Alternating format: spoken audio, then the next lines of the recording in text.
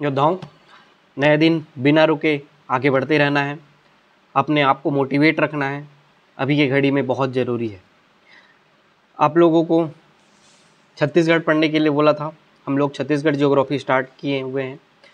आप छत्तीसगढ़ के मैप में उसको रिप्रेजेंट करते करते उसको पढ़ रहे होंगे, चीज़ें धीरे धीरे आपको याद हो रही होंगी। उसी क्रम में आपने छत्तीसगढ़ के नामकरण को भी पढ़ा होगा, जो इस साल के मेंस का क्वेश्चन भी था, तो वो भी बहुत इम्पॉर्टेंट हो जाता है। उसके बाद आज का जो टॉपिक है, जिसमें छत्तीसगढ़ की प्रशासनिक इकाइयों के बारे में दिया गया है पढ़ने के लिए, उसमें आप क्या करेंगे, संभाग पढ़ेंगे, अनुविभाग पढ़ेंगे, जिले पढ़ेंगे, तहसील पढ़ेंगे, विकासखंड पढ़ेंगे, ये सब पढ़ेंगे। लेकिन किस ज़िले में कितने विकासखंड हैं ये पढ़ेंगे, लेकिन किस ज़िले में कितने तहसील हैं ये सब मत पढ़ने बैठ जाना, है ना। अब इसमें जैसे तुलनात्मक अध्ययन इस बुक में दिया हुआ है कि रायपुर ज़िले में, रायपुर संभाग में इतने ज़िले हैं, ये इम्पॉर्टेंट है, ये आप पढ़ेंगे। कितने ज़िले हैं वो भी आप पढ़ेंगे, और कितने विकासखंड हैं वो भी आप पढ़ेंगे। लेकिन इसके बाद का जो है, कितने तहसील हैं, कितने नगर निगम है, कितने नगर पालिका है, कितने नगर पंचायत हैं, किस संभाग में कितने हैं, ये सब पढ़ने की ज़रूरत नहीं है, ये सब टाइम ऑफ वेस्ट है। उसके बाद फिर एक और संभागवार जिलों का विवरण दिया गया है कि इस ज़िले में इतने ज़िले पंचायत, इतने जनपद पंचायत, तहसील, नगर पंचायत, ये सारी चीज़ें दी हुई हैं। ये सब कुछ पढ़ने की ज़रूरत नहीं है। इसके बाद जो दिया है कि छत्तीसगढ़ के संभाग 5 हैं, कि ये संभाग कब बना, इसका मुख्यालय कहाँ है, इसमें इस संबंध में कितने ज़िले हैं इस संभाग में, और उस संभाग की क्या विशेषता है, ये आपको पढ़ना है, ये इम्पॉर्टेंट है। लेकिन किस संभाग में कितने तहसील हैं ये सब पढ़ने की ज़रूरत ही नहीं है, ये सबको स्किप कर देना। और उसके बाद फिर अलग से फिर दिया हुआ है, सबके मैप में बना के सबके तहसील के नाम वगैरह दिया हुआ है, एक बार बस पढ़ लेना, याद करने मत बैठ जाना, इन सबको याद करने की कोई ज़रूरत नहीं है, बस पढ़ लेना, आगे बढ़ जाना। उसके बाद फिर छत्तीसगढ़ के विकासखंड के बारे में दिया है, ये बहुत इंपॉर्टेंट है, ये आपको पढ़ना है। नाम मत पढ़ना, लेकिन बस संभागवार कितने हैं, अभी कितने अनुसूचित में हैं, कितने 5वीं अनुसूची में हैं, ये सारी चीज़ें आपको पढ़ना है। लेकिन सभी विकास खंडों के नाम याद करते मत बैठना। अनुसूचित क्षेत्र वाला जो चैप्टर है वो आप पढ़ेंगे, आकांक्षी जिलों के नाम और कितनी संख्या है ये भी आपको पढ़ना है, जैविक जिले भी पढ़ना है, फिर स्पर्शगत जिले बताया गया है, फिर ये इसको मैप से पढ़ेंगे। बाकी सबको जिले को याद मत करते बैठना कि कितने, मैक्सिमम को याद रखते हैं कि मैक्सिमम ऐसा कौन सा जिला है जो मैक्सिमम जिलों को टच करता है, और मिनिमम कौन सा है, ये ऊपर के 2 नीचे के 2 याद कर लेना, बाकी सबको याद करने की ज़रूरत नहीं है। उसके बाद भौगोलिक स्थिति जो है ये आप याद करेंगे, पूरा मैप बना बना के याद करेंगे, अक्षांशीय, लॉन्गिट्यूड, लैटिट्यूड जो भी है सब कुछ याद करेंगे, कटान बिंदु, IST, समयांतराल, ये सारी चीज़ें आप याद रखेंगे। फिर वो कौन से राज्यों को छूता है ये सबको मैप बना बना के याद करने की कोशिश करेंगे। इस तरीके से आपका वो छत्तीसगढ़ वाला जो टॉपिक होगा इसको आप कवर करेंगे, मैप बनाएंगे, और जो भी रिलेवेंट है उसी को ही याद करेंगे। जो मैंने बताया तहसील के नाम याद करने के लिए, वो सब याद करते मत बैठना, वो वेस्ट ऑफ टाइम होगा आपके लिए। उसके बाद फिर आप इंग्लिश को आप फिर से कंटिन्यू रखना।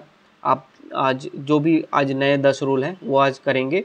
इस वीक हम लोग 60, पिछले वीक हम लोग 30 रूल तक किए थे, इस वीक हम लोग 60 रूल तक करेंगे, 60 रूल से आगे नहीं बढ़ेंगे। इस वीक तक हमारा टारगेट रहेगा कि हम लोग ग्रामर के 60 रूल इंग्लिश में कंप्लीट कर लें। उसके बाद आप जो केमिस्ट्री वाला पोर्शन है उसमें आप मेटलर्जी वाला जो धातु कर्म वाला पोर्शन है बहुत इंपॉर्टेंट होता है, बड़े क्वेश्चन उससे बहुत बनते हैं, 8 नंबर, 10 नंबर, 15 नंबर वाले क्वेश्चन ज़रूर वहाँ से बनते हैं, तो उसको भी अच्छे से याद करने की कोशिश करिए।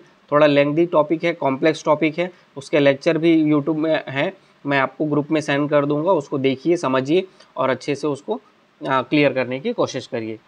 और उसके बाद अब विलोम शब्द के क्वेश्चन लिखिए। पहला है पोषित, प्रखर, प्रच्छन्न, प्रधान, प्रलय, प्रवर, प्रवृत्ति, प्रशंसा, प्राचीन, प्रायः, प्रोत्साहित, फलाहारी, फूल, बंजर, बर्बर, बहिष्कार, बाह्य, वृहत, बेमेल, भीरु, भोगी, मंथर, मनुज, मनुष्य, मलिन, महत, महात्मा, मुख, मुमूर्षा, मुक, मुक, मूढ़, मूढ़, मौन, युद्ध, रचना, रद्द। ये आप विलोम शब्द पढ़ेंगे। देख रहे हो विलोम शब्द कितना बड़ा है, कितना समय ले रहा है। अगर आप प्रीलिम्स के बाद इसको आप पढ़ने जाओगे तो सोचो कितना समय आप इन सब चीज़ों में वेस्ट करोगे, जो कितने नंबर का आता है, 2 से 4 नंबर का। तो इन सब चीज़ों को अभी से आपको याद करके बैठना है।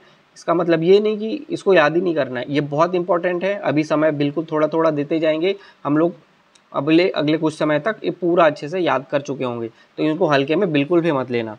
तत्सम तद्भव आज नहीं पूछ रहा हूँ, जो भी आपने हम लोग ख़त्म कर चुके हैं 2-2 पेज करते हुए, तो आप पूरा तत्सम तद्भव को एक बार अच्छे से फिर से पढ़ने की कोशिश करिए। अगर ऑब्जेक्टिव बुक है आपके पास तो ऑब्जेक्टिव भी लगाने की कोशिश करिए, तो आपका वो वहाँ से क्लियर हो जाएगा। तो ये तत्सम तद्भव और विलोम शब्द का रहा। एक टॉपिक आज, जैसे हम लोग करेंट अफेयर पढ़ रहे हैं, तो करेंट अफेयर में रोज़ स्पोर्ट्स के भी कुछ पोर्शन आते हैं, तो स्पोर्ट्स भी इस तरीके से हम लोग स्टैटिक भी कवर कर रहे हैं। तो आज एक टॉपिक है यूरो कप।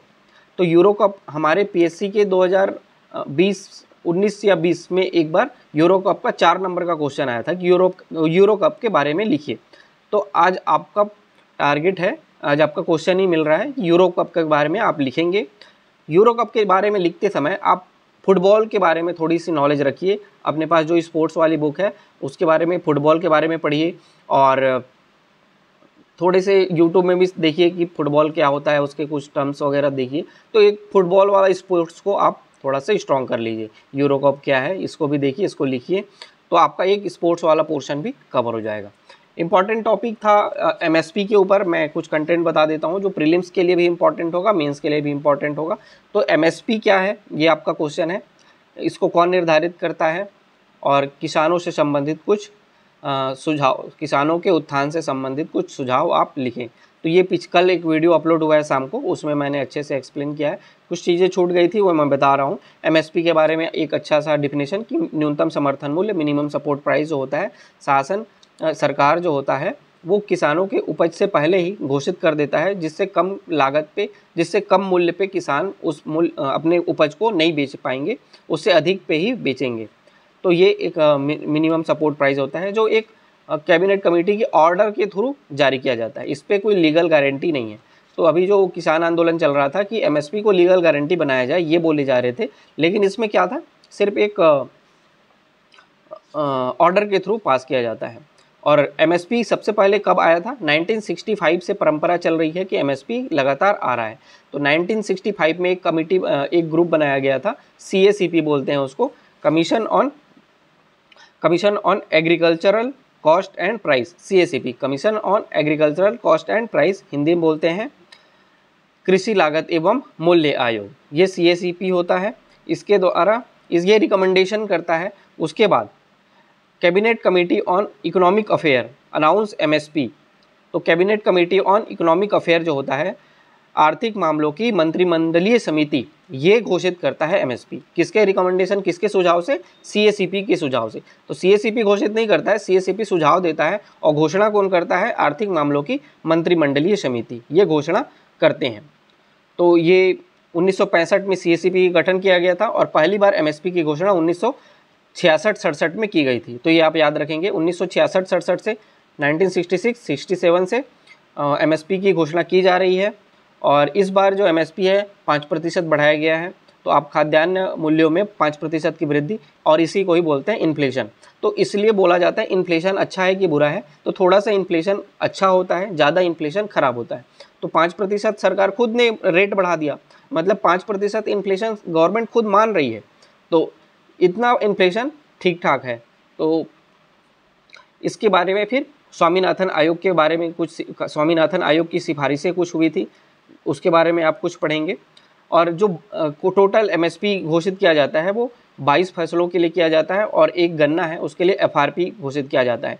एक बार CGPSC की प्रीलिम्स में पूछा गया था कि गन्ने के लिए क्या जारी किया जाता है, तो गन्ने के लिए MSP जारी नहीं किया जाता है, गन्ने के लिए FRP, fair and remunerative price, उचित एवं लाभकारी मूल्य, fair and remunerative price FRP, उचित एवं लाभकारी मूल्य गन्ने के लिए जारी किया जाता है। गन्ने के लिए MSP जारी नहीं किया जाता। बाकी 22 जो हैं खरीफ रबी जो फसल होते हैं जायद फसल, उनके लिए नकदी फसल, उनके लिए 22 फसलों के लिए एमएसपी घोषित किया जाता है और एक जो है गन्ना, टोटल हो गए 23, तो गन्ना के लिए एफआरपी घोषित किया जाता है। ये कुछ प्रीलिम्स फैक्ट भी थे और मेंस पर्सपेक्टिव से भी इंपॉर्टेंट थे, अपनी कॉपी में जरूर लिखिएगा और चीज़ों को आगे बढ़िएगा। आज का टारगेट मिल रखे हैं, रात को ही मिल रखा है, सुबह उठते हैं आप पूरे डेडिकेशन से उसको लग जाइएगा करने के लिए।